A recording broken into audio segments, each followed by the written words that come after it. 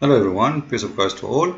In this video, for sure, we'll not talk about belly dancing, but I think maybe I should make a special video about belly dancing to show you what is the roots of this dancing.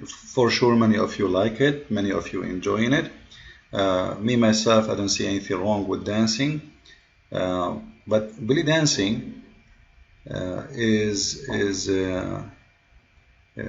is connected to slavery. Many people do not know that. They think belly dancing, it was always fun and etc. You know, belly dancing is coming from the East, Middle East and East, like the Persian, even the Indian. So the Arab, the Persian, the Indian, all the Eastern cultures, you will see that belly dancing exists in their culture. However, when it's connected to the Middle East, it was always about slaveries. Those who used to do belly dancings, they used to be the slaves, not the women who has honor. They capture girls, they choose the best of them as looking, and then they force them into entertainment business. It can be prostitution, which means the dancer herself, she is a prostitute. I don't want people to understand thinking that I'm saying that if you are doing belly dancing, you are a prostitute. I'm talking about history. The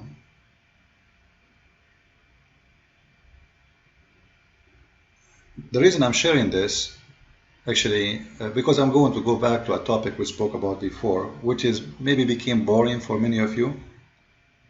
But just I wanted to show you the reasons Muslims, they give the man the upper hand over the women, because they want always women to be slaves. She is nothing but a sex toy entertainment slave.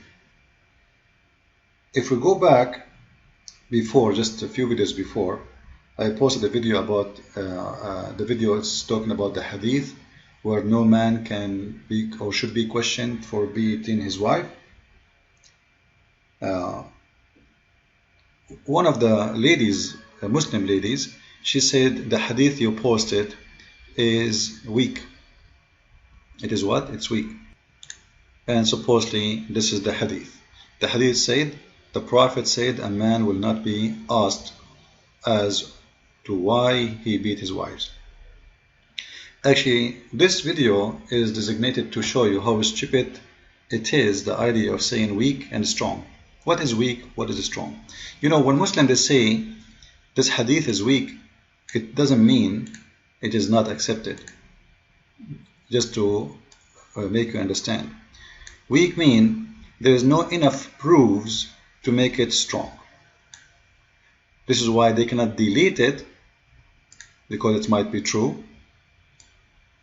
And they cannot reject it totally, even if it is da'if. Da'if mean weak. Now just to show you how stupid the way Muslims they try to recognize their hadith. You know, this guy here, Al-Albani, this is a modern, I mean, like he died a few years ago, and he is the one who is deciding what is weak, what is strong. Well, this hadith was strong always. The book of Sunan Ibn Dawood is one of the 6 hadith book of a strong hadith. If you can go right now, search for the list of Sahih books, you will find there are 6 books. 6. One of them is Sunan Ibn Dawood, Sunan Ibn Majah, Al-Bukhari, Muslim, etc. At-Tirmidhi, so An-Nisa'i. So there are 6 books approved as Sahih. Suddenly today, Muslims they try to get rid of those who cause problems, and suddenly what was strong always became weak. But today I'm going to show you how it is stupid those who try to play this game. Let us see how we can do that. This is Sunan Ibn Majah, and this is exactly the same hadith. It's exactly the same. But in here, this hadith is good. In here, the hadith is weak. This one is saying the same sentence. The whole hadith is about one sentence, that a man should not be questioned for beating his wife. And this is what the hadith here is saying. It's exactly the same words. So how the same hadith became strong here, weak there?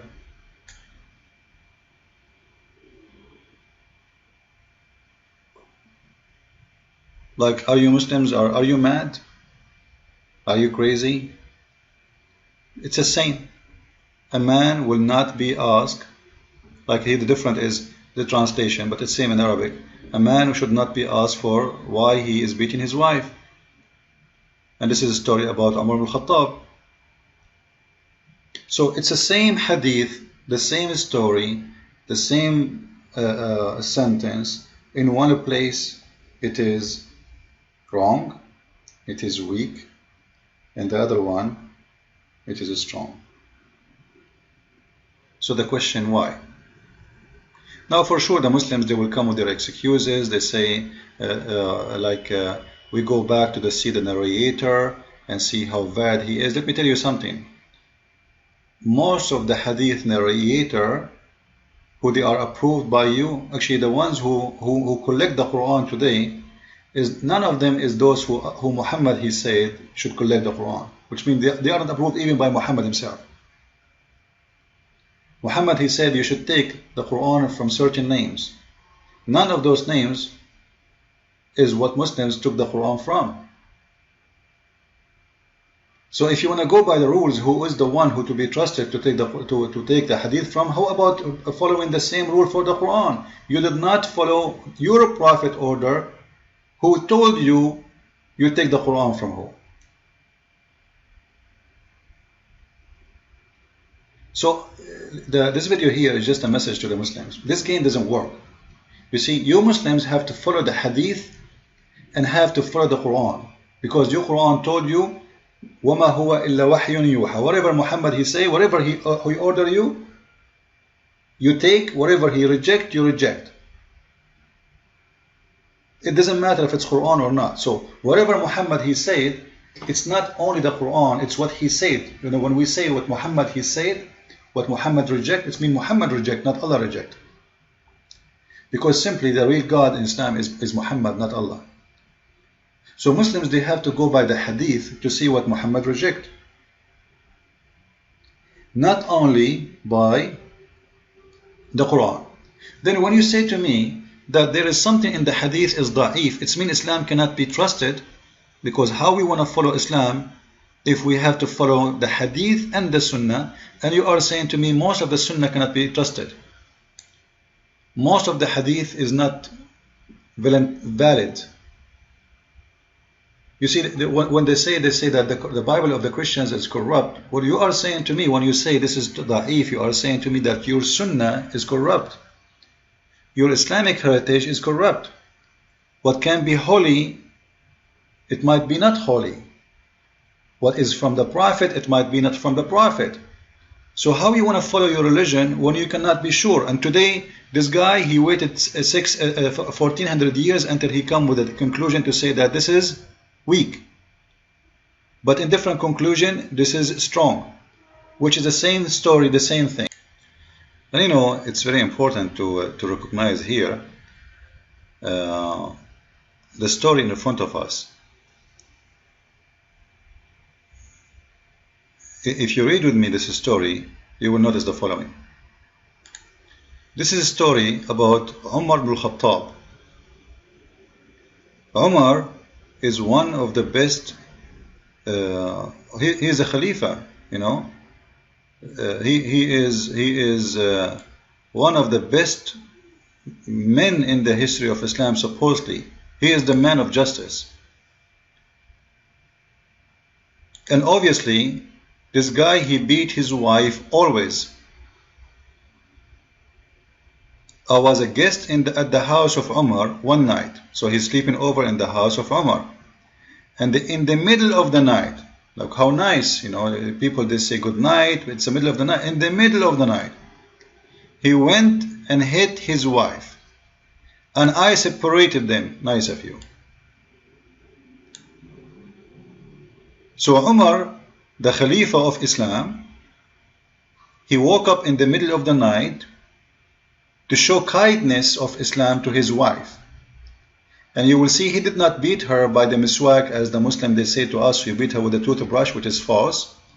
He is using his hands. We don't see anything here. We don't know how he is beating her. But obviously it's something bad, because if it's not harmful, there is no need for a man to be involved and separate them. It must be crazy. The fight is going all the way, everywhere. The sound is, crazy. She's screaming. So he went there and he separated them.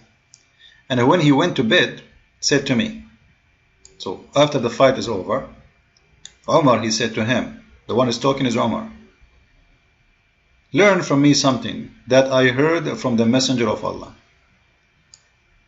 Learn from me something that I heard from the Prophet. I learned myself, and I learned from the Prophet of Islam. What he learned? A man should not be asked why he beat his wives, which means he should not be involved between me and my wife when I beat her.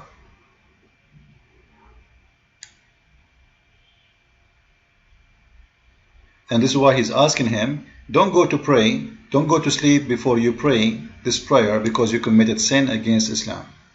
For you should not be involved and separate between me and my wife, beating her. That is the highest authority of Islam after Muhammad, the Khalifa of justice. The Muslim ask anyone, they will say Khalifa Umar is the amazing man. I can show you stories about this amazing man, how he forced his slaves like if a slave, she tried to cover her hair or cover her chest, he forced her to show her body in front of her visitors, and he beat her if she tried to cover herself, because he said to her, are you trying to act like a free woman? Are you trying to dress like a free woman? Do you think you are a free woman? Do you think you are equal to a free woman? You are just a slave. A man, he do this to his wife, what he will do to his slaves? And as you see, Muslims here, they can't play the game and say this is weak. It says Hassan. Hassan in Arabic means good. This is good. Alright? And this is why I wanted to talk about it, because in here, the same story, except they took the name of Umar off. It is da'if. It is weak. But in here, it is the story, but it is strong. So when I say, Islam have a reason for beating the women, because women always in Islam, they are nothing. You can go and read the history of Islam. You see the Khalifa, you have thousands and thousands of belly dancers, maids, sex slaves, all of them are sex slaves. They divide them. The one, she is pretty, she is for sex, for dancing, for entertainment. There's one, she have a nice voice, she is for singing. There's one, she is not good looking, she is just for washing dishes. There's someone, she is good in cooking, she is the cook. So they divide the slaves depend on their job and the quality of what they can do. That is Islam.